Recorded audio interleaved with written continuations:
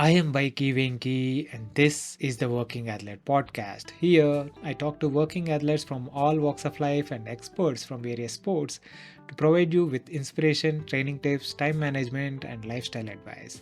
If this is something that interests you, please make sure you subscribe to the channel so that you don't miss any future episodes.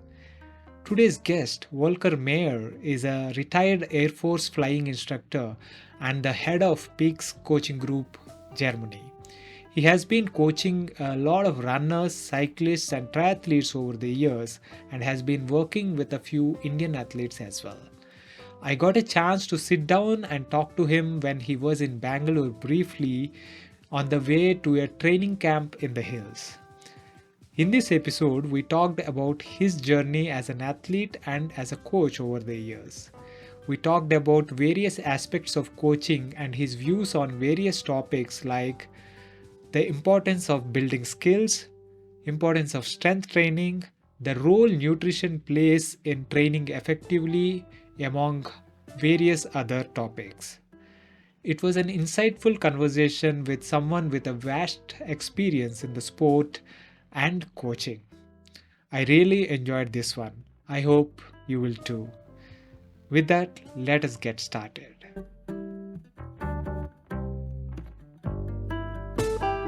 Welcome to the Working Athlete Podcast, Volker. Thanks, Coach Volker. It's a pleasure having you on the show. Let us start by a brief introduction about yourself before we get going. Okay, so I'm a German guy. Well, grown up in a southern part of Germany, right? Started bike riding there since it's all about the training, and entered the Air Force at the age of 19, right after school, and first did a tour in the Air Force until the age of 41. That's when I got the pension. I was a pilot in the Air Force, an instructor pilot, and that's how I also got to America, getting to know Hunter, and that's basically why we sit here, right? Right. Because that's how I got connected to the power training world in about 2000 and about 2006, I think. Right around there. That's when I also bought the first power meter, and probably in the same search as every athlete, Right. I wanted to dig deeper in and to really make the time and money worth the time spent on the bike, and also the money worth it, to really dial the training down. Yeah. Nice. So that's let us go a little deeper behind this concise story and talk about what was your introduction to sport, or your childhood relationship with sport like. Okay, so from my childhood, I mean, growing up in a smaller village in Germany, all the kids basically start with some kind of small bike, right? So first of all, you ride around the house, and it's 100 meters, and then it's more. And at the age of probably 5 or 6, I already started going into the forests and ride there some bikes. So I was always doing some type of sport, mainly riding the bike, but I also was in a sports club and doing gymnastics, and like track field. That's what I did too as a kid, but not to a level that I did the gymnastics at. And at some point, probably around the age of 13, I just grown out of the real gymnastic world. So I was quite good initially, but once you grow up and all the leverage becomes too difficult for a bigger guy, right? Right. Yeah. So gymnasts need to be smaller. Have a lot of strength, and obviously if you have it in a compact frame. compact place, that's better for Right. gymnast. Right. Yeah. So, and then you how did so you were saying about 13 years you kind of outgrew gymnastics. Then what else did you do to kind of replace that sports? So I did some more recreational riding, so no real races up until the age of, I think, in the mid-20s actually. So first of all, I was also in a glider club to live my first passion, Right. the flying. So that took some time too. But yeah, riding there back and forth to that glider club, right? That also some distances, so 20 kilometers to go there, 20 back, right? But yeah, not in a sense of like really doing or getting into a It is. sports really. It's It's a commute. commute more. Yeah, commute board, utilitarian cycling, you can say, right? Great. So now, curious for a guy who, entered Air Force at the age of 19, how and when did, the interest in cycling take shape? Yeah, so it basically took shape around the century, so 2000 probably. That's when me and my friend basically we went over the Alps with the mountain bikes in like a 6-day tour. Oh, And coming up to that event, we trained, but I've seen kind of the limits, right? Riding a mountain bike in hilly terrain to really keep all those bike packing, basically, right? bike packing, yeah, correct. But yeah, it was kind of a sporty bike packing. So we really Minimal. yeah, so we really did quite some distances as well. So like 100 k's, but also to gain a lot of elevation that day. So up to I think 2,000 meters of elevation gain in one day, which was at that time for the training I did Is quite a bit, quite right? a bit. Yeah, In the Alps, that's a given, right? correct. And especially, the mountain bike trail routes Correct. will be Yeah. more hillier. Yeah. Because if you are talking about road routes, they are dumbed down because they take vehicles into consideration, their power and all. But trails don't have any restrictions like that.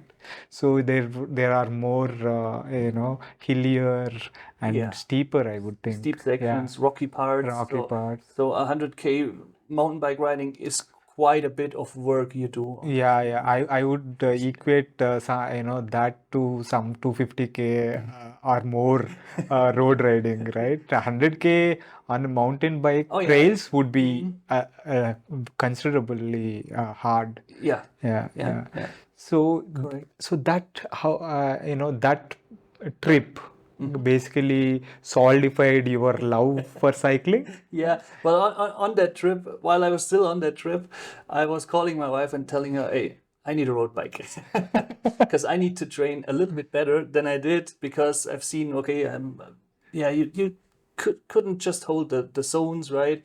And you couldn't just do real base training on a mountain bike unless you obviously entered the road and just took the road there.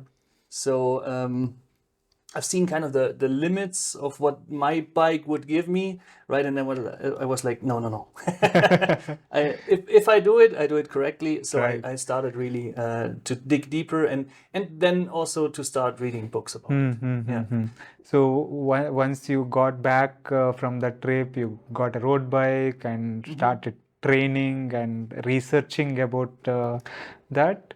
Correct. Yeah. And always in the search of really what to do. I mean, like everybody is, right? It's not the holy grail. I mean, I don't like shortcuts because I think it's always worth the work you put in because it pays out over time. Right.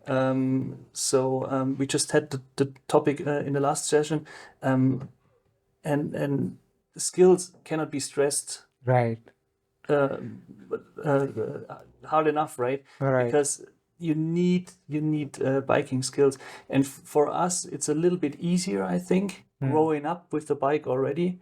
But still, the need for braking, cornering, all those kind of group rides. How do I behave in group rides? What to sign? What to do? What not to do? Right. So all these things are part of the bike riding too, and part of safe bike riding. So I didn't want to take shortcuts, but I just wanted to know, hey, what's the best thing for me at that time to just comfortably so that I'm comfortably able to ride 3-4 hour rides on the mountain bike and still be kind of in good shape Right. afterwards. Yeah. That was the first Correct. that was the first aim, basically. Right. So not to be totally down on every level and needing 5 times to recover, basically. So that was the aim. So, since from the military background, I couldn't follow a real structured training because you don't know if you land at home this day or the other day, right? Yeah. So structure was basically limited to the weekends. Okay, so that was my next question, right? Basically, so where for a person who is in Air Force and flying different destinations, maybe each day and stuff like that. So how did you deal with that aspect? Managing that work, the dynamics of work, schedule, and the training aspect. So I was a little bit lucky since with the fast jets, they're basically stationed at one space, but you never know. I mean, if there's a thunder shower, you can land there, right? So you land somewhere else, Right. And then it's dark if you get home. So the training ride was over then as well. Right. I didn't have a indoor trainer at that time. So basically, you said, well, okay. Weather dependent and light dependent and stuff like correct. that. Yeah.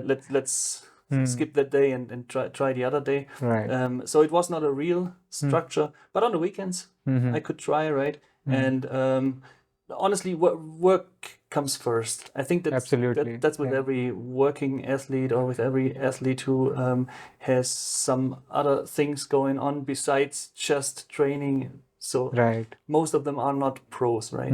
Correct. Yeah. Correct. So Correct. the same went for me as well. So Right. that came first because that enabled me to buy another bike. Exactly. That gets us the money for our passion. Living and bike. Right. Living and bike. As every cyclist knows. Right. Exactly. So from then, how did this journey into coaching kind of come about? Okay. So I went over 2006. That's when we went over with the family from Germany to New Mexico, so to America. And I was there in the flying training squadron. Right. So we had like predicted times now where we flew, right? Right. Otherwise, it was always early shift, late shift, switching between the weeks. Right. So it was really tough. To get some structure of training in there. Over there, we knew, okay, we have a new class, and the plan is as follows. It's always the same, right? All those building blocks you have in training, you had in this kind of training as well, because it's very similar, actually. Right. Also, the data analytics I'm doing now, it's very similar to what I did there. So we had the building blocks, and we knew, okay, now for 5 to 6 weeks we only fly day, right? So night shifts are off, and that's when it came a little bit better with the structure and with my planning as well in my free time to really enable those rides. And of course, 330 days, blue sky. Yeah. Some puffy clouds, but that's it. Right. That helps a lot. Yeah. I mean, otherwise German weather, I don't know. Yes. Sometimes it's just I unpredictable. haven't been to Germany per se, but I've been to Denmark and other, sometimes oh my God, the weather can be quite depressing at times. So correct. Right. So sunny skies, throughout the year, and you had more predictable work, this thing, and your training got more structured and stuff. So how long were you there in the US, and how? I was was there for 8 years. Okay. So I got over there. Still the interest in cycling, road cycling and mountain bike cycling. It was a perfect area there. Right. So we had climbs up till 9,000 feet. From coming from a plateau we lived at 4,000 feet. Right. So quite some nice terrain. And you could also stay in the plateau. That's where White Sands is. You might, if you see a satellite picture in New Mexico and you see a white spot, that's where it is basically. So you also have the ability to just go on an endurance ride, just ride flat and not even gain 50 meters of elevation. Wow. And on the other hand, you could gain 1,000 in one ride. All at once. So that's when structure now became to play in, and my interest obviously as well in kind of some analytics I've seen in flying. That I knew there must be something, and I knew that the SRM, right? It's a German product. It was a German product, the first power meter. So I knew about that one, but I just couldn't afford it. Right. And and also with the cables on the bike, I honestly didn't like it. It was like it was right. It was the start, Right. but I didn't like the concept of having thousands of cables all over the place. So the real structure and the real thought about coaching and getting into that tailored training and to the tailored training plans was when I got the first rear wheel for my road bike, which was a power tab wheel. Power tap wheels, Yeah. So the first one, A&T Plus, and I was all excited. No wires and all that. No wires, just a new bike computer as well, Right. which just basically initially showed cadence and power. But at least it was a start, right? Right. At that time, it was also a number. I mean, I knew physically what the number meant, but I didn't know exactly how to train with it, right? Right. So it was just initially just another tool, but I knew that this tool will help, definitely help, in building some kind of sense to also equal rights, right? So to predict, hey, how much am I able to power out on that hill versus on the flats? Right. And so another metric, adding to speed and cadence and other stuff that you were already tracking, power became another metric that kind of gave you a sense of, okay, I am able to put out this much power on the hills versus flats and stuff like that. Correct. Yeah. So were you doing any kind of events or stuff around that time? Yeah. So I was into some sprint triathlon races at that time, because they were mainly the army was close by, so either Air Force or Army were organizing them on the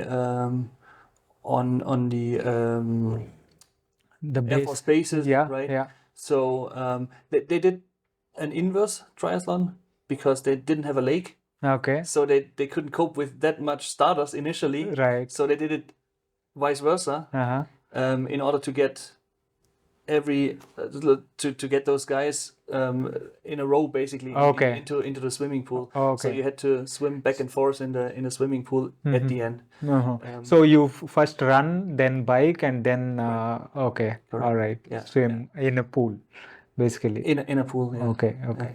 So you were doing the short distance triathlons and using the training for that, basically. Right. Correct. Yeah. So, and what was your progression like during that period? While you were once you started using power meter for training. So initially there weren't also a lot of guidance out there, how to define zones and what have you. So in the search of that, I honestly got into the coaching side of things. Right. And so parallel to that one, as I said, I still rode the mountain bike.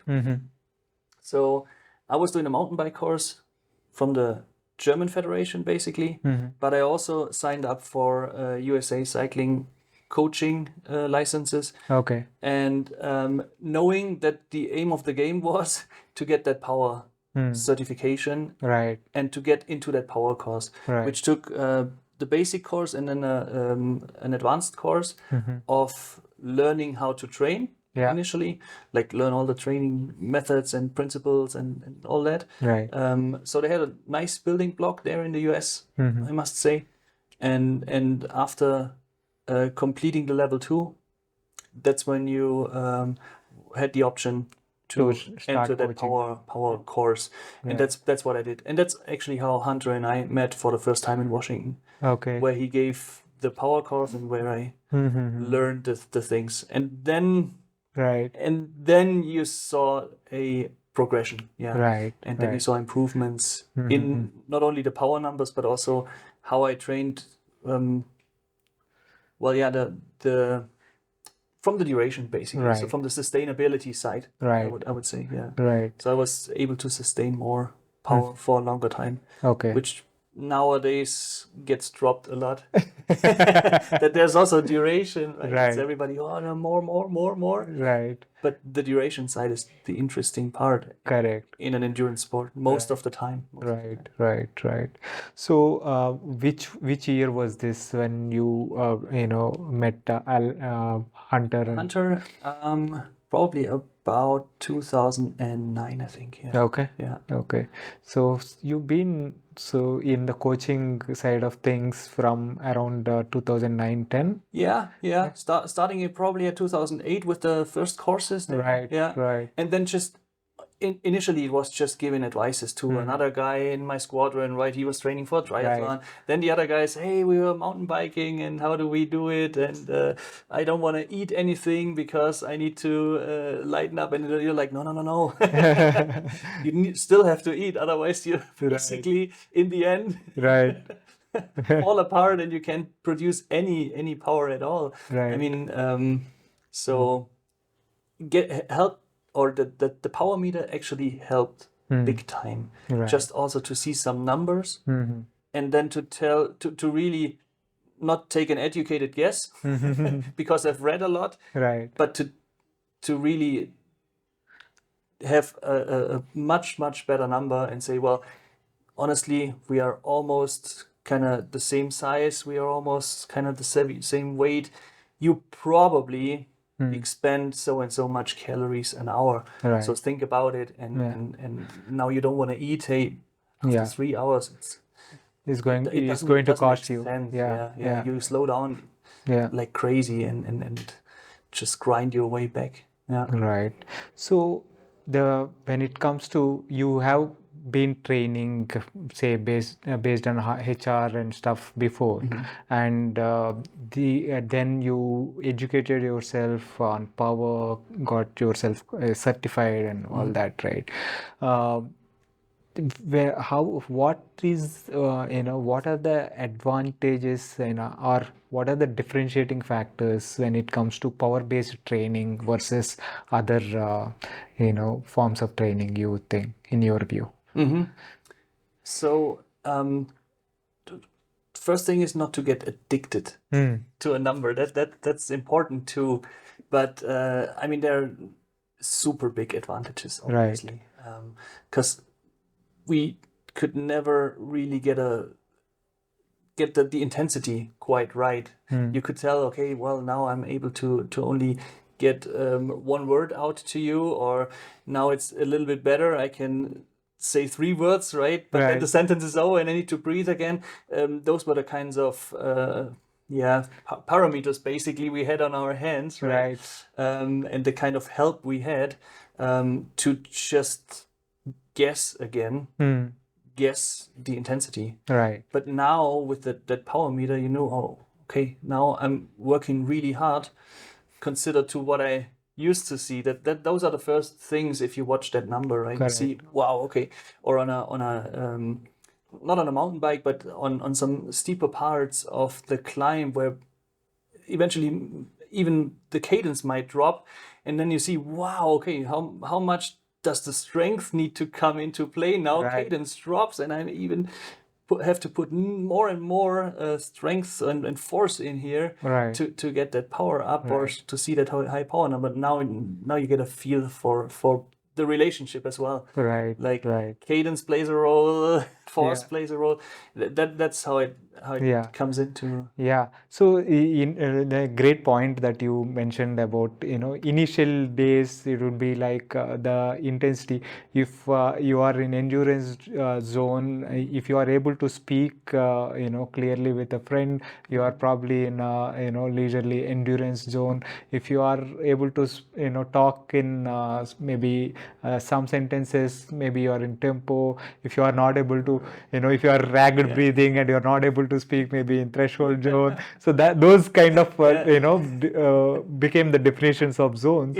And then came HR based zones that kind of defined various things like based on age minus this much and all that to determine HR zones. And then when power came in, it took all the guesswork out of the picture. Correct. Right? Even for in my I remember the early days of my training when we talked, and the first time I got the power meter, I could see when I'm doing a tempo interval or a threshold interval. When I was doing with HR, I used to go hard at the start of the intervals to pull it up, right? To pull it up, right? To pull the HR up. Yeah. And I could see that, oh no, this is like VO2 range of power, right? For 2-3 minutes. And that is not going to be sustainable for the entire duration of the interval. Correct. So immediately the shift happened. Like, the first time the power meter came into the picture, whoa, so I've been doing it all wrong in terms of, doing the intervals, getting the intensity of the intervals right. Correct. So that was a big revelation. And, you made a great point about power training when you started talking about power training. Not the importance of not getting addicted to the number. Oh, please, yeah. Or running like this. Yeah. Yeah. So can you talk a little bit on that? Why do you think that is important? Yeah. So power is like a combination of the force and the cadence, right? So everybody knows how 100 or 110 cadence feels like, right? And it might not. This actually might not even show on the power meter. It's just your coordination limits, maybe, but it's hard. Right. So it's too hard to sustain as well. So the feel needs to be there as well. Yeah. And if you constantly look at a number, you won't really get that feel. Hey, is that the right gearing? Or especially, I think guys starting late in that sport, they tend to either shift all the time or don't shift at all, right? And accept everything, right? Yeah. But usually we get a feel like this, and I think usually it's a force feeling, right? So that force feels good, right? Yeah. And with that cadence, right? And you won't, or you cannot really just stick with one number and try to dial it into your computer. Right. It's also in the zones. I really recommend looking down. Just get a glimpse of look where up, you are. Interpret it in your head while looking up, especially in your traffic. Yeah. No, but also for seeing the road condition, maybe riding on wet roads in Germany. Right. So for the safety reasons, you can interpret it in your head and then say, okay, let's put a little bit less effort in. Right. Wait a bit. Yeah. Till it takes effect, right? Yeah. You should always have at least a 3-second average on the power as well. Then look down. Yeah. And now you see, okay. Yeah. That's my effort. And also, hey, am I able to get up that hill for 500 meters in elevation, or should I even back up a little bit more? Because you have a feeling for that as well. Right. So it is important to retain that feeling for the ability to read your body and mind, so that if you are focused on one number and are just like a robot. You become impervious to everything else and want to just hit those numbers. You might end up losing the feel for your body, how what your body is saying and all that, right? And at the end of the day, that is the most important thing, to be able to read yourself, right? And you might also never get the feel of the right intensity, but always over and undershoot, right? Right. So that's also what you see initially on guys starting with training, and you say, well, don't look constantly on that number, because it's changing even at a 3-second average, as we know. It's still changing, right? So get a feel, dial it in, kind of, and then go with the flow as well. Excellent point, because when we start with the power meter, and especially in the initial days, what am I doing wrong? Power is always fluctuating so much. Oh no, you are not doing anything wrong. By nature, the accelerometers or whatever the strain gauges are designed like that. They are constantly varying. And the 3 second power or 10-second average or whatever is there to kind of smoothen it, but still it will be all over the place. So I guess that is also very important for people to understand and get used to, not just be fixated on that, but understand that it is a combination of your feeling and what the numbers are showing and stuff like that, right? And how about the skills aspect of riding? What do you think? What are the what what level of importance do the skills training have in terms of rider development? Initially, really a lot. If you start riding, the skills are basically everything. Right. The skills keep you riding, Right. not falling off and getting a shoulder broken, getting the arm broken, hand, wrist. I mean, we know it all, right? Sometimes you reach down, sometimes it's the hip you land on. So that's obviously the first thing, but also if you get into a structured training right away, and you see that now with a lot of riders just doing Swift rides, right? So the skills are actually not into play at all. So you never corner, you never brake, you don't have anything to do other than pedaling. And after one winter training session or winter training plan they are fit as hell. And they can ride really fast. Right.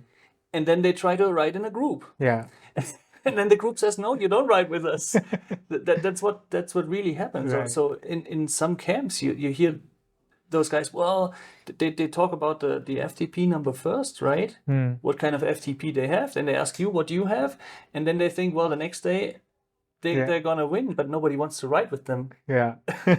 Because they're not, they just don't fit in the group. So skills are the essential part, I think, because it's still a kind of a team sport. I mean, triathlon, okay, you're on your own basically, but if you think about group rides, if you think about road racing, it's all gonna be with a lot of guys around you. And you can get a name pretty quick.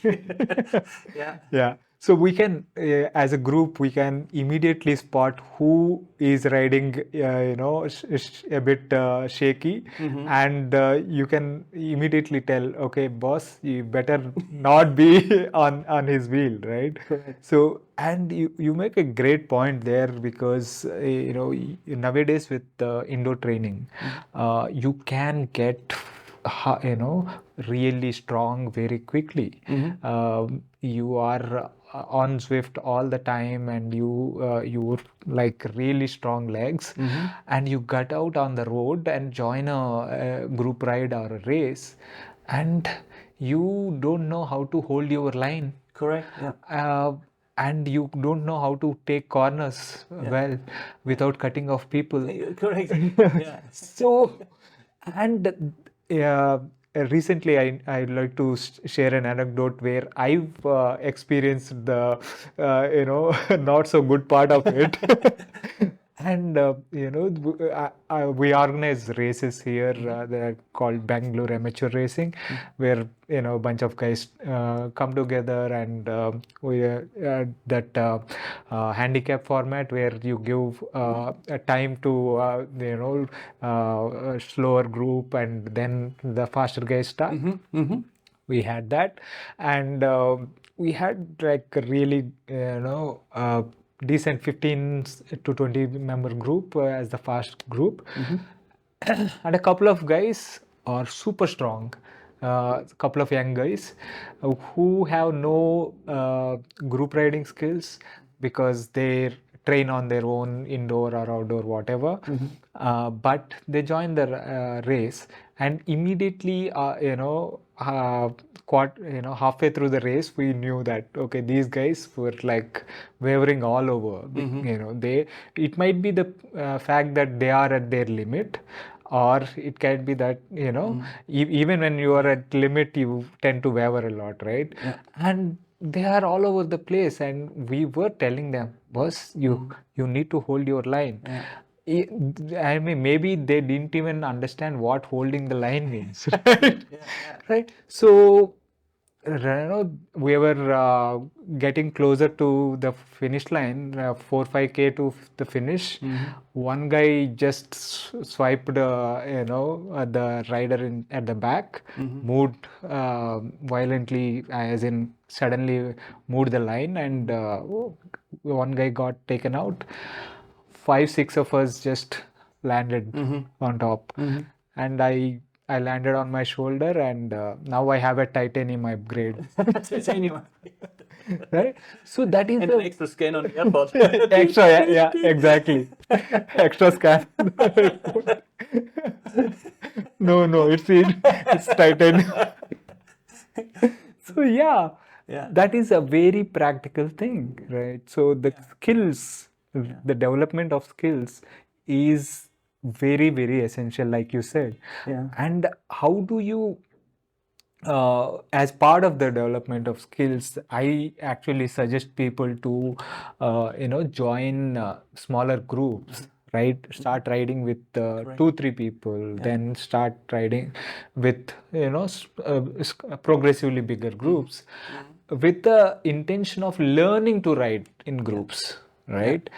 And apart from that, what else can people look at for improving their skills? So it's actually always good to look at the pro level there, because they sometimes they're also Not very good. not very good in Yeah. general bike handling, and others are good in general bike handling. Or even if you look at mountain bike races, right? In the World Cup, you see differences in riders, but look at those riders who are living in the Alps, who basically or probably started as a kid and then grown into that sport, how they handle the bike. It's Right. amazing. Yeah. Even at World Cup level, right? Right. So you see super fit guys next to each other, but some of them are not capable to keep their timing on the downhill. Right. And in some, even in the pro peloton, you sometimes see that, right? So Right. they're able to get up first, and then they can come safely down. And the safety part is the biggest part of it. And if they understand that it's not only the other guys which are concerned about their safety, but it's your safety as well as a rider being super fit and now being able to ride crazy speeds, where we as well who started training 20 years ago, right, with some different approaches also, probably couldn't have made it in like 6 months of training, where this guy is so super fast already, and now riding to that corner, obviously he cannot hold the line because he doesn't know what his line will gonna be. Right. Because he's so fast and the bike behaves differently. Whoa, it's much more stiffer. Why can't I steer? Because they still steer like this, right? Instead of leaning. Yeah. So you could watch videos basically to look at other riders but you need to obviously know that this is a good rider. Right. So to and then it's not a thing of copying their skills. Just see how they flow through things and Focus on the then, technique. and yeah, focus on the technique, correct? And then maybe get some videos, and there are good videos out there for cyclocross or mountain bikes where they explain, hey, this is how I brake, this is how I corner, and those are really helpful things. And then it's a matter of getting out there, riding the same corner 20 times, 30 times, 40 times, and at Right. some point you'll get the feel, right? You'll get the feel about apexing, but you also get the feel, hey, if I need to exactly follow that line, Right. how fast can I go in there, or how much do I need to brake before turning? That's Yeah. a great thing too. Yeah. Yeah. If you brake Not- before the turn, Not break in the turn. Instead, you control the speed that you enter the you corner take into. into that turn. So, yeah, like you said, there are great videos now. You know, on YouTube there is a video. You think of one thing, there is probably a video or two on that topic, right? Correct. So you know, you have to pick the right stuff and learn from it, and kind of you can go out there and practice that. What helps me a lot, and Hunter came from that background as well, right? He did like BMX stuff, and those skills, I mean, they stay for the lifetime basically. Right. And so I came from the mountain biking world, and also did that mountain bike course in Germany, where they placed a lot of effort in not only teaching us the techniques, but also enabling us to teach those techniques. Right. And that helps a lot for eventually also triathlon riders, but everybody who's on a road bike or on a gravel bike, which is a new super trendy in Europe. Right.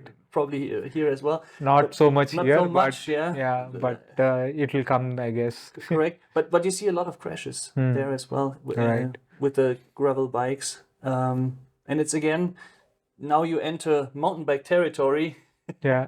with your road bike feel, and you didn't have. You have the power, really, but not the skills. Correct. You have the power or the willpower to ride that fast down that hill,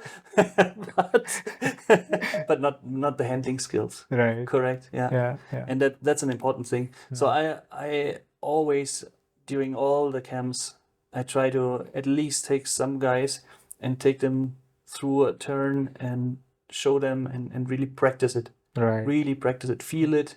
Feel what you do, and do it with slow speeds first. Maybe unclip out of the pedals first if you're really scared. Right. But try handling the bike, and most of the time differently than you did it before, but much safer. Right. And much more controlled, basically. Yeah.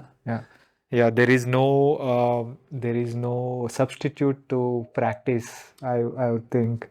So that is very important. So when it comes to coaching philosophy, right? What would you say is your coaching philosophy? Well, so we had just a discussion about, well, what's the 80-20 rules, and all those kinds of things are out there, right? I think two things are really important. If you have some kind of progression in there and some structure which leads you towards specificity to your event in the end, I think that's the main goal. Right. And that's what I try to do. What my philosophy in coaching is, well, basically the job of a coach is to puzzle together the existing athlete with all his physiology as he is there right now and his aim, right? Or maybe also suggesting the athlete, hey, you might want to do a different event, because it's not only the strengths you have, which you now train, but it's also I have an athlete. He's like tall guy, strong guy, and he wants to ride 8-9 hour bike rides in the Alps, right? I mean, it's great, sure. And Yeah. he did it for quite some time, but I say, hey, try racing Yeah. because that's your physique, actually. That's your body type. And we could see that on those parameters, right? Right. So we always juggled a bit because his energy intake needs to be almost that high that he at a 9 hour race that he's basically out of carbs at the end, even if he starts eating Before. before breakfast. Right. So The day before and the he breakfast can and all fuel that. as Yeah. much as he's able to put out basically on the energy side. Right. And well, he went now into racing, and it's all good. So sometimes it's also bringing this together, right? But first of all, matching this, and then always obviously keeping track, as we said. I mean, don't guess, Yeah. measure, or actually give a workout Right. which tells you, or you see it on those workouts the athlete did that. Okay, now he gained in that area, and we're about to go to the next one. I don't have a strict philosophy on is it 80-20. For some it is, Yeah. for some it's not, but definitely I want to, with the progression, you need to see performance, Right. because otherwise you progress, the stress gets higher, but you don't have any outcome at all. So Right. that's the whole aim of the game. Right. The performance needs to go up. You don't want Right. to fatigue guys out and reach nothing, right? Right. Yeah. Just because he has the time and willingness to train 8 hours a day doesn't mean that he needs to, right? At the end Correct. of the Yeah. day. Yeah. And talking about 80-20, the polarized training or the threshold based or sweet spot based training and all that, right? It all depend, at the end of the day, they all work for different people in different circumstances and different timelines. I guess, but it is what the athlete needs in terms of where he is coming from, what is the kind of history and experience he has, and where he wants to go. Correct. And what are the resources he has in terms of time availability and the ability to recover and everything. So it kind of becomes a piecing together of a puzzle for a coach, of course, in conjunction with the dialogue with the athlete, always, and the data, that you piece this puzzle together and keep making helping him progress. Is Correct.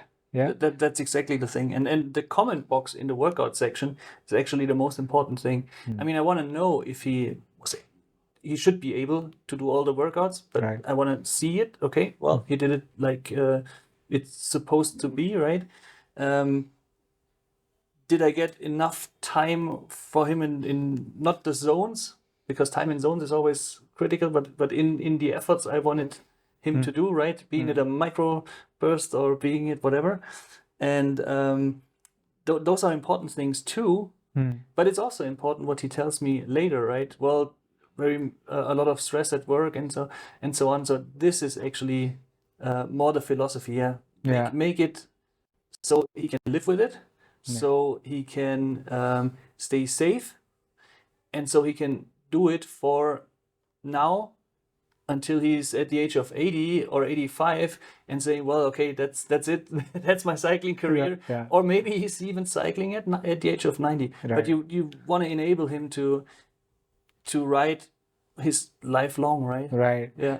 Beautiful point. The sustainability of Correct. that, right? Correct. The sustainability of you have 6 months free, and I want to use this time to do a ton of work, but then what happens on a regular basis? What is the norm for you? in terms of your availability, your ability to recover, and everything.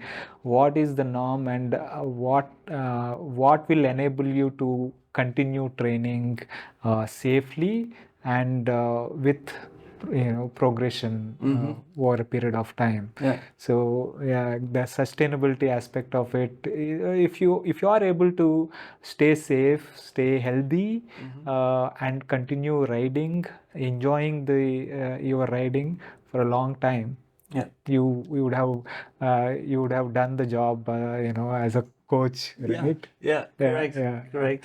Beautiful point there. So when it comes to you mentioned one of the earlier people taught not eating and riding 3 hours, 4 hours, and stuff like that. There is a philosophy as like something called fasted rides, where people want to burn fat and stuff like that. What is your take on that aspect of? Fasted rides are okay. I would just don't overdo the timing or the duration of it, because if you ride for 3 to 4 hours fasted, it's really tough for your whole body and also for your immune system. So I tend to tell, okay, start fasted, and most importantly, if you start fasted, don't start with a sprint. Intensity. That ruins it all. Yeah. So start really slow, right? And then you can make your way after half an hour. You can go up to sweet spot. I mean, that's you can do that, right? Right. But at some point, 1.5 hours for me, most of the time, maybe 2 hours, depending on the intensity before. Right. Start eating. Yeah. Right? It's just so much better for your body. It's like the keto diet, right? Right. Ketones work. We know that. But the keto diet for an athlete holding it all the time, no, I don't see any athlete who could do it, and it's also not wise, because the body's in a suffering state at that time, trying to get some food for the brain, right, with the ketones, and yeah, why would you put it in a suffering state if you wanna not suffer, right, but get energy from your body? Yeah. So I mean, the ketones work. They're the next best thing after the power meter, I guess. Right. Just too expensive right now. But Exactly. it's another fuel, basically, Yeah. right? Yeah. You have available. But that's the thing too, right? People do now crazy things, but bringing their body into a state where actually it was at fight or flight times. Right. It was the thing. Okay, you better get that goat now, or I'm gonna die here. Yeah. So I need food. Yeah. Exactly. So you just came into a high really quick to catch that goat, and it feels kind of okay for a small amount of time. But if you keep doing it for a long time, your body is just constantly under pressure. Yeah. Basically. Yeah. So a few things that kind of came out to me as you speak about this is are like it is always interplay between the duration and the intensity, right? It is always a play, even with training and even with this, the fasted rides or whatever, it's always what is the intensity you are riding at, in fasted state. If you are riding in zone 1, zone 2, maybe you can get away with a little bit more duration than normal.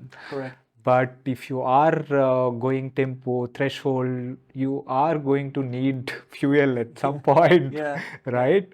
And you are not going to achieve anything out of doing that kind of intensity fasted. At some point, it's like no energy in, no energy out. Yeah. And that's what we all experience. Yes. So we should all know better.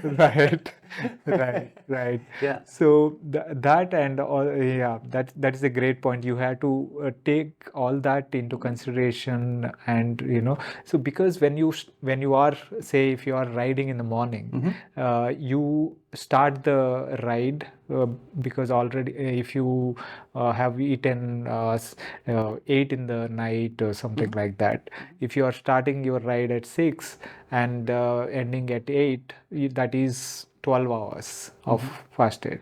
Maybe that is fine, depending on what your fuel was and all that, right? But then you have to take all that into consideration, the duration, intensity, and all that, and kind of meter that accordingly, I would think. Correct. How fuel is my body at that time? Right. How much fuel do I have on board? Right. How Right. much glycogen restorage Right. could happen in that time? Yeah. Yeah.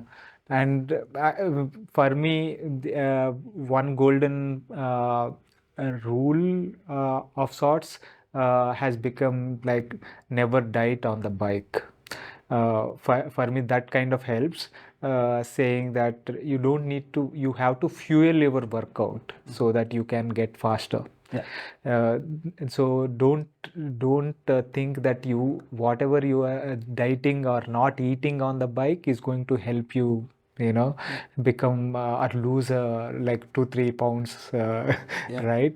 And especially most of the guys still want to up their performance, right? Right. So they don't accept Yeah. lower performances, because if you would say, okay, I accept lower performances, I would go, well, okay, maybe, Yeah. burn some extra calories, but yeah, Yeah. it's not, you can't just get stronger, get a better endurance athlete. I mean, it's just there are some limits to it, right? And it's always a balance. I mean, if you're the best sprinter in the world, you're not the best time trialist. Definitely not. Right. You can't be.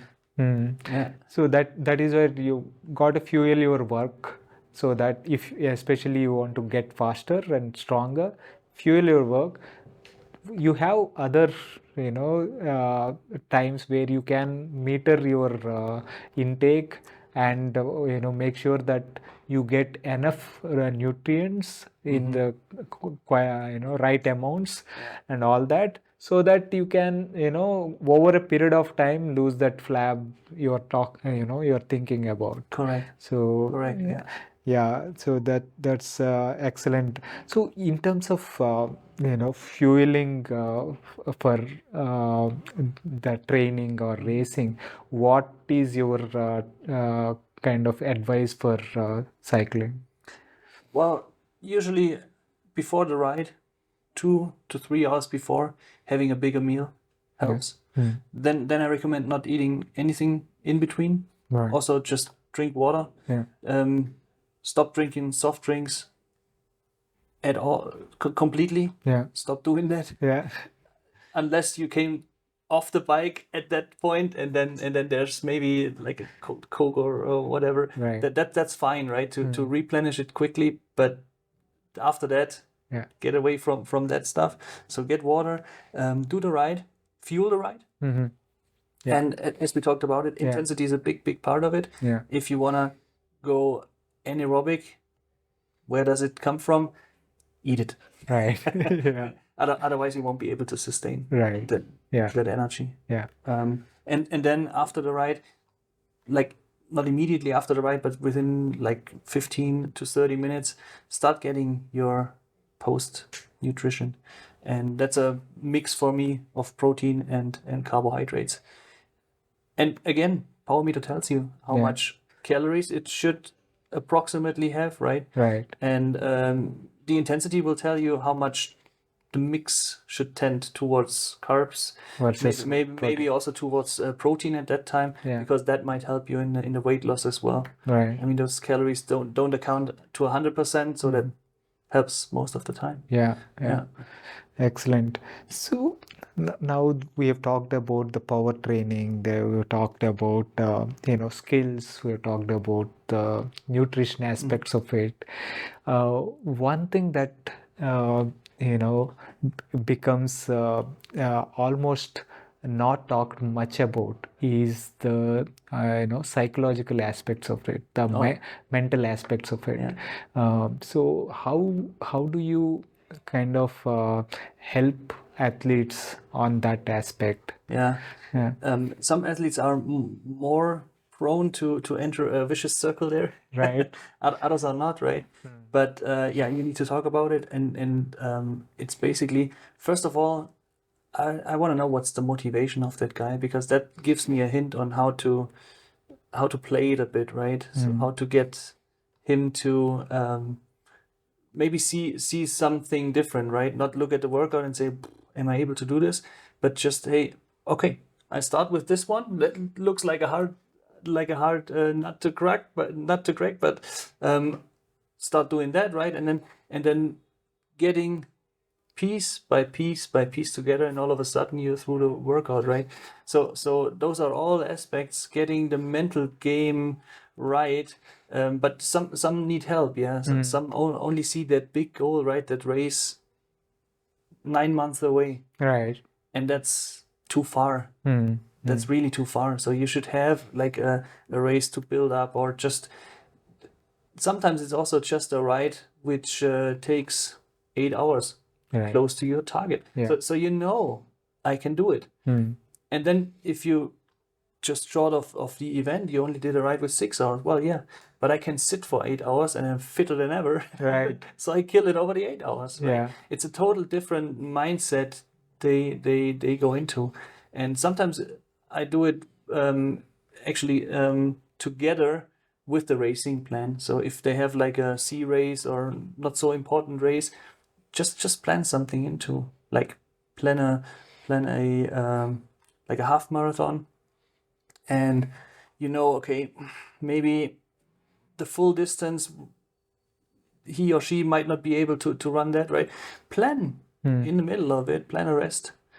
Say, okay, take your time, drink water, not Yeah.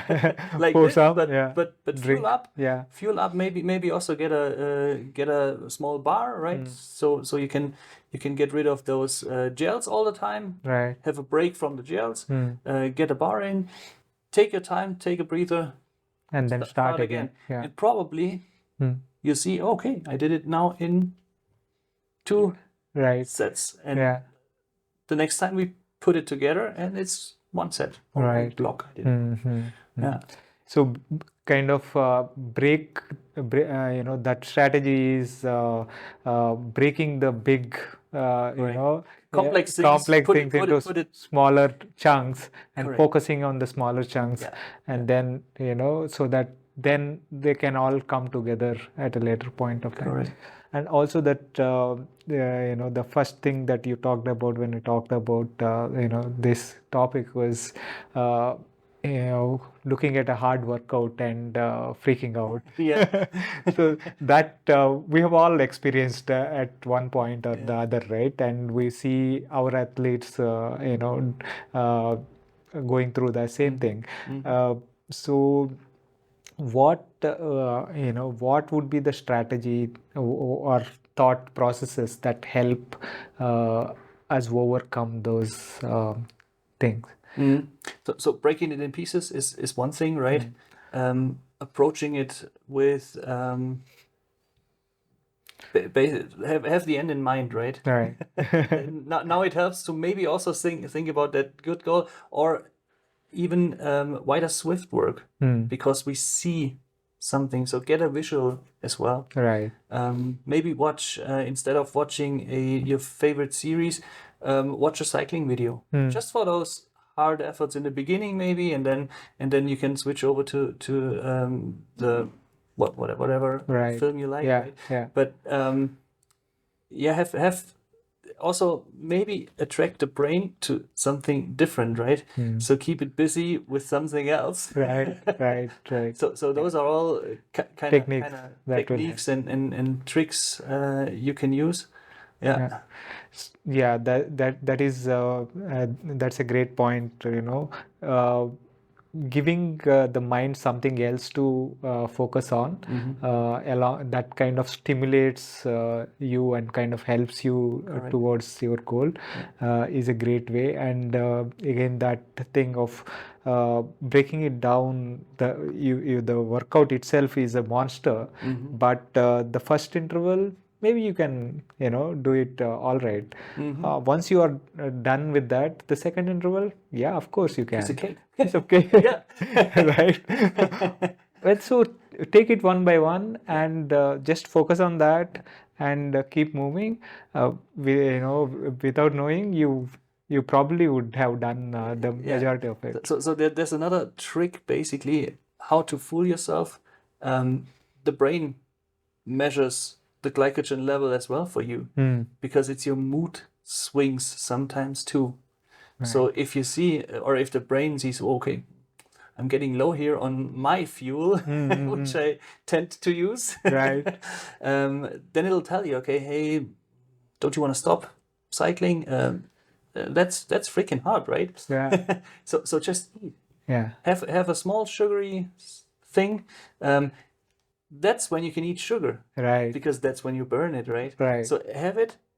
Maybe also trick your brain, but also refuel maybe at Yeah. that time, because Yeah. you see, okay, my stores are getting probably low as well. Liver can't catch up. Right. And then try the next effort, right? So sometimes it's also for me, if I do the workout, just have a break, make a recovery a little bit longer Yeah. to get that trick, Yeah. Yeah. and then try again. Right. And you'll see it works. And Yeah. so you work your way through the big monster, right? But a good thing is also, and some training plans, I mean, they just can't do the adaptations needed sometimes. That's the thing I plan as a coach, right? Right. So all my workouts are doable. I know you Yeah. did it before, Right. and I maybe ask a little more, but I know, hey, now it's time for adaptations here. Right. Come on, give me two more, and Yeah. and that's when you see, okay, now it's working, right? Yeah. And then you test and you see, well, yeah, Yeah. for sure, performance Yeah. increases there. Yeah. That is a That's a thing too. that's an important aspect of coach's job to uh, give something that they can do, right? There is no point if they were, putting something in front of them that they Correct. cannot achieve. I knew you couldn't do it. Yeah. You're like, what? Yeah. So And that's frustrating for that those is guys, that for is sure. for sure. Yeah. When you are able to tick that off, that gives big boost, both in terms of mental confidence as well as the physical adaptations, right? So they have to be the workouts have to be hard, but hard enough that they can execute. Right. So there is that balance, that adaptations have to be there, that the overreaching has to happen, that they have to be brought to that state where they can do that extra, right, over the course of the training plan. And that's what you can tell them in the comment section as well. And Right. they're proud again. And for the next one, they approach it real differently. They say, no, hey, I can do this. Yeah, it says 12 times 30 20s or whatever. Right. But I know he wouldn't demand it Yeah. if I couldn't do it. So that might be a motivation as well. Right. And a different kind of thinking towards that workout. Yeah, that kind of communication needs to be there. That that comment section that you talked about all a couple of times already. That's why I ask all the athletes that I work with to take time to fill that comment section. That is very important, because for you to reflect on how it went, for me to also know beyond the numbers will tell you only half the picture. Correct. So what you have experienced and what you feel is what makes the picture complete. Yeah, right? you get a god's eye view basically of it, right? It's not only the ride, but it's stress at work, it's family life, kids sick, dog died, whatever. Right. There's all kinds of things happening in an athlete as well. Right. And when we are on the bike, we are with our own, right? Yeah. We are it's just you and me basically. Yeah.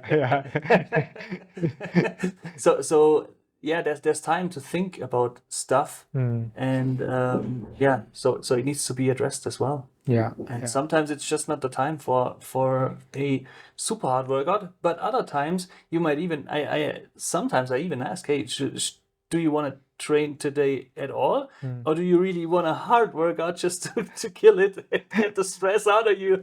And some will say, well, yeah, just give me a rest day, it's better. The others will say, no, I'm gonna kill it tonight, even if I come home at 9 p.m. Right? I just kill it. Right. And that's what they do, and that's also good. I mean, get the cortisol levels down again, and the next day we can come. Yeah. Excellent. So there is another aspect of it, that the motivation levels can kind of wane and wax at times, right?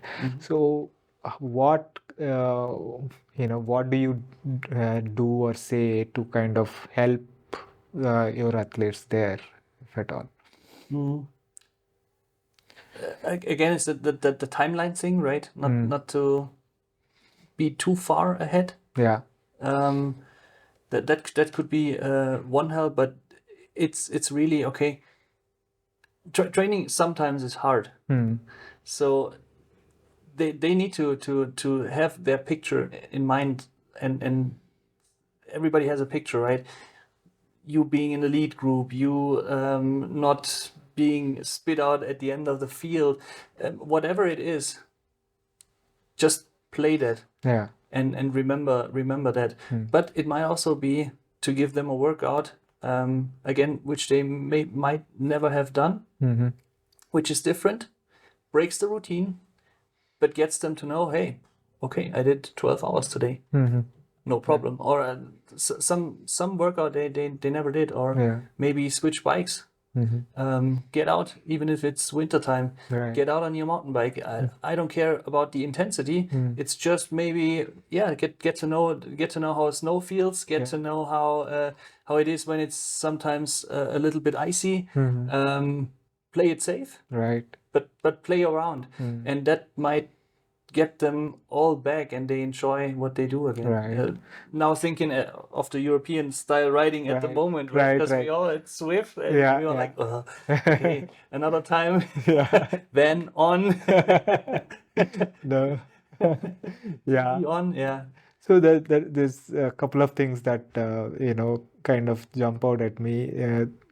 Helping them the bigger picture and the why of why do they do what they do, and what do maybe you see? What do you see for yourself? Right. Yeah. So that kind of helps them to kind of refocus, and also, helping them to do different things and try to if get them to find their joy again, that really works, I think. Get the bike computer.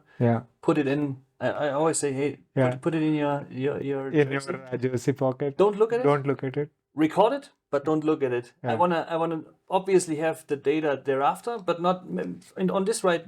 Not so much to analyze, right? Right. Just to see a big overview, but usually that's good enough for that ride. But just to tell them, hey, don't look at numbers. Enjoy the downhill. Enjoy riding up. You can go crazy. You can go below active recovery. There's no level, right? But or no zone. But do whatever you like. Don't think about even being in zone, whatever. Right. It doesn't matter. It really just right. Just right. Yeah. Excellent. Now let us go touch upon something that we haven't touched upon, which is race and tactics and strategies for racing. So what are some of the race strategies that help athletes? Of course, race, tactics and strategies are like a big, topic. And depends on the situation and stuff. Team situation, riders you ride with, right? But what you can do for the individual athlete, or what the individual athletes sometimes even know themselves, right? Is, what are my strengths, and when is it time to use those strengths, or maybe also to say, okay,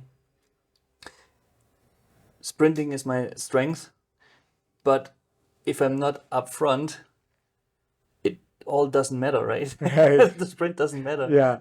If you get dropped. Sprint for the fifth place is the sprint for the fifth place, right? Yeah. So if you get dropped, so having a strategy ready, and sometimes the strategy is not, you can't always suck wheels, basically. It might be to go even in your weakness, but try to stick with those guys, Right. to still or maybe to bridge that gap, right, and stay there, even if you know, not my strength, I'm gonna be really done thereafter, Yeah. but at least you still have a chance, right? So it's the plan. Have a plan ready, even if it's a contingency, you don't want it to happen, right? Yeah. Yeah. So have the perfect plan, but also have a contingency plan. Yeah. And that's the thing which you should take to the race. And in the end, think about your strengths, Right. because then you go in positive again, Right. and you know, okay, I know my contenders, Yeah. and I know if I start at the correct time, or maybe you can even say, okay, I started 300 meters, the other guy is able to just do it the last 2Ks, right? And to time trial it in thereafter. Whatever your strengths are, focus on them, and just try to see that happen. Right. Because if it happens, you get even that kick more, right? Yeah. You're like, wow, I'm in the front now. Yeah. Yeah. Yeah. Got the break. Yeah. So now I just try to hold on. And maybe it's not your day. Maybe Yeah. the other guy is just better, but you gave it your best shot. And I think that's when you can drive home Yeah. with your bike in the Yeah. car, and you say, okay, Yeah. it was still a great day of racing. I got fifth, but Right. Yeah. Yeah. yeah. Excellent. I have had a plan. I executed the plan. If plan A did not work, I had plan B and C. I executed them. Oh, I did everything I could. I did not come out with the result, but maybe another day, right? Correct. Some Yeah. days. And when you were talking about play to your strengths, but don't just rely on those strengths. Yeah. That race, the British road race championships this year came to mind, where Cavendish was in like maybe 10 breaks, chased 10 breaks, and he was in a break, and was chasing all the attacks, and took the sprint at the end, not from the group, right? So we all know that his strong point is sprint, but if he sits in the group, if a break went, and he is not in the break, he will be sprinting for the fifth, right? Yeah, correct. So you got to be ready to play the cards. Even if it means that you end up burning out, you play to your strength. That you have to be there where it matters. Correct. And at that time, I mean, you can obviously search a wheel. I mean, Right. you don't have to work your ass off, Yeah. basically. Yeah. In the end. What's always interesting is to look at like Vogt's, Jens Vogt power meter data, right? And his energy, he sometimes wasted. He's a amazing, great rider, and I like to watch his races, basically, because those were his races, right? Right. Because he was in the front all the time, right? But the amazing energy he put out against the first guy. Right. So he basically won the race, not according to the places they went in, but I mean, wow, but the What amount a of energy yeah, that he's, what a great athlete that is. yeah. And he can go home and say, well, I tried it again. It didn't work, Right, but he worked his ass off. And right. that's just great. I mean, Yeah, I think he can drive home and say, well, satisfied with that day. yeah, yeah. Tried my best, gave it all. Yeah, Yeah. excellent. So now you've been working with a lot of Indian athletes over the years now.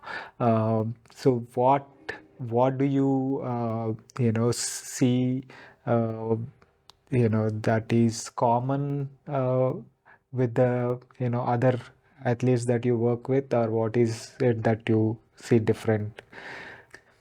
Um, well, first of all, it's obviously the climate, Mm.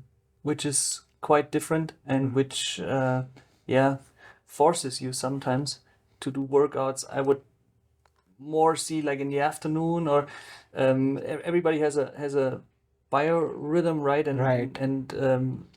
For me it's easier in the afternoon Mm-hmm. to really dig deep and to really ride hard. Yeah. For the other guys it's maybe a little bit earlier, but you have to do it at 5, right, or at 4, Yeah. because otherwise it's hot and traffic is crazy and all those things happening. Right. So that's kind of really different. Mm-hmm. Like the times you ride, Yeah. that's a real big difference. And the other challenge really is also getting nutrition and also getting the fluids Mm-hmm. back in, and yeah, getting salt back in, and sometimes it's even combined with yes, upset stomach Mm. and some stomach problems as well.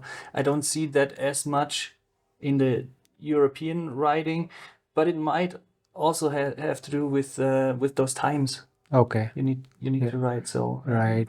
I Right. think that's one part too. Mm. Might also be some kind of food choices sometimes, Right.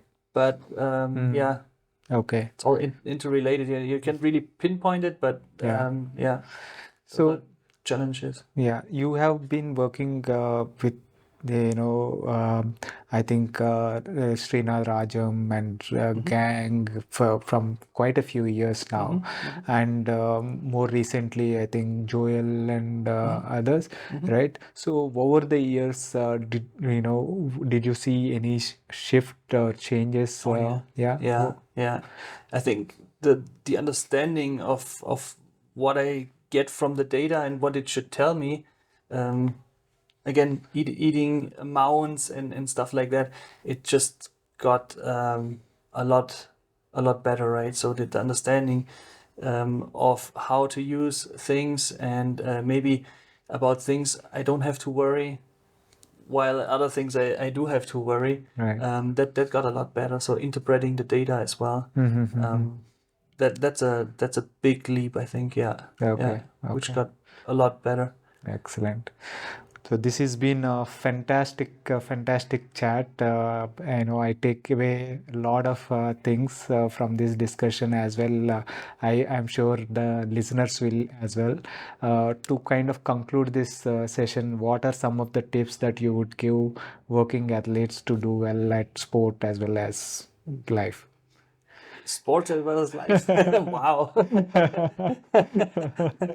Well, first of all, it's always have fun Yeah. doing stuff, right? And then it's the safety aspect, as we talked about the skills. Right.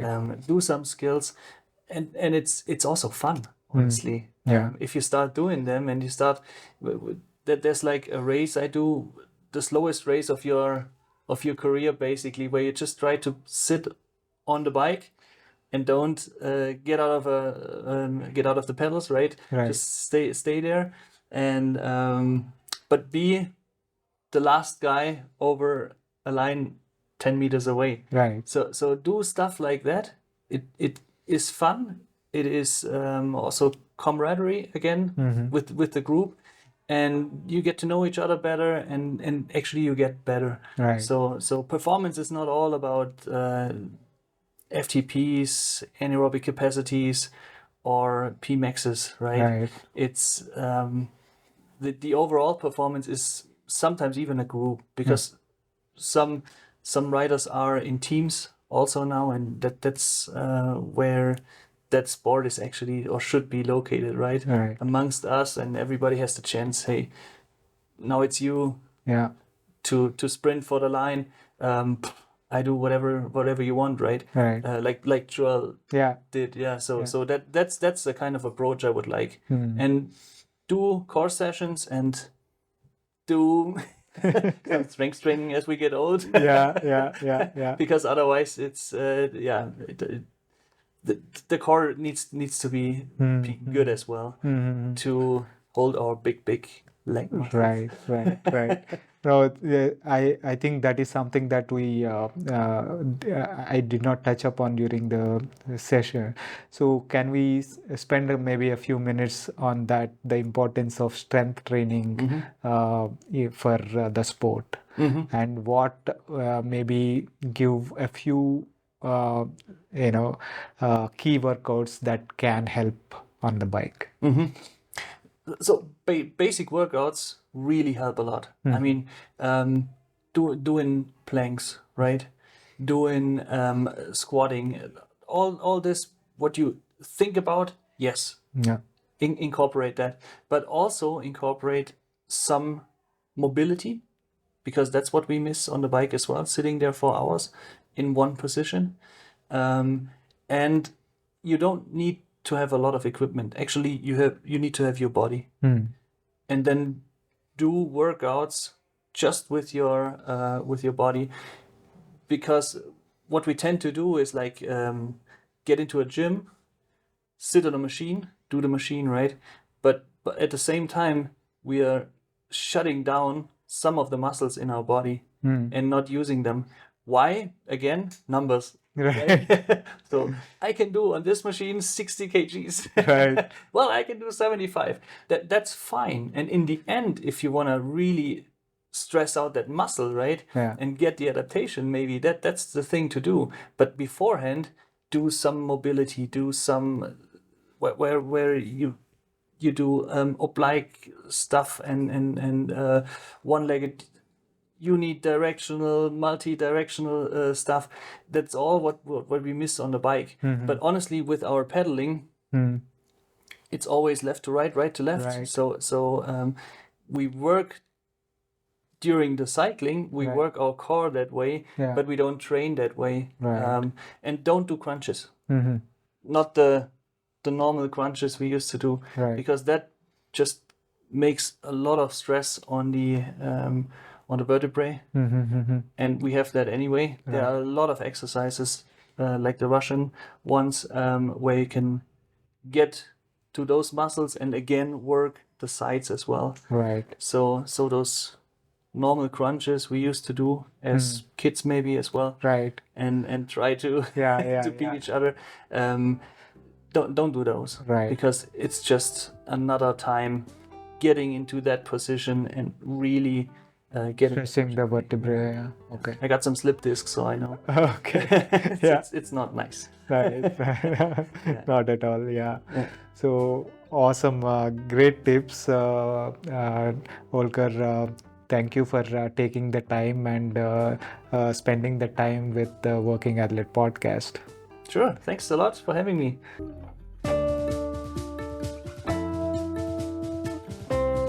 That was my conversation with Volker. I hope you enjoyed that. If you are enjoying these podcasts and are finding them useful, please consider supporting the channel by subscribing to it on YouTube as well as on your favorite podcasting app. It really helps. Thanks again for your continuous support. See you next week with another guest.